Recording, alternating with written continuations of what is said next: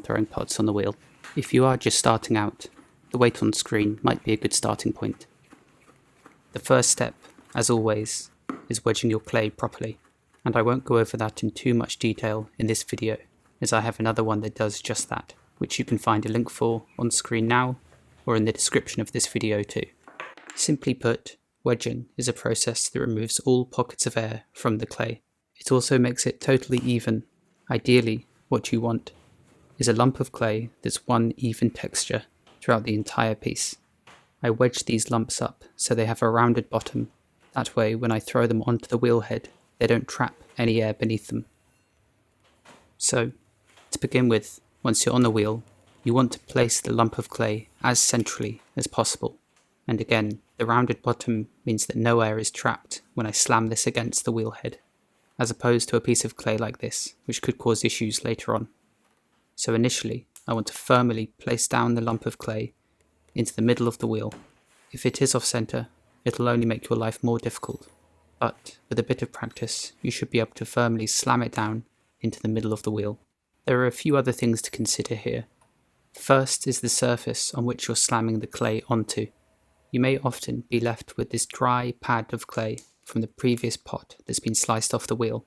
This is perfect, as it acts like glue almost and helps to stick the next lump down very firmly. But you want both the ball of clay and the wheel head itself to be relatively dry, and you definitely don't want any water or slip in between the ball of clay and the wheel head, as you'll likely find it'll slide off like so. Once the lump of clay is firmly pinned down, we can begin the centering. And really this is a process where you apply both equal pressure from above and from the side. I take my left arm and I push my elbow into my waist and rest my forearm onto the wheel's tray. I want to anchor it and secure it as much as possible, and I can easily lean my upper body weight onto that arm which I've tucked into my torso. I'm practically leaning onto the lump of clay with my left hand, and I push onto the lump of clay using the base of my hand. But you also mustn't forget about your fingers. They're vital for this entire process.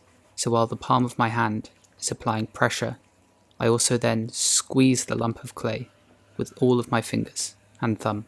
You'll notice with my little finger especially, I really dig it into the bottom. This creates a strong seal between the clay and the metal of the wheel head. It helps to contain it and prevents it from spreading out below your hand. So that's more or less what my left hand does. I then take my right hand, and from above I apply equal pressure downward, making sure that my point of contact is directly over the middle of the lump of clay.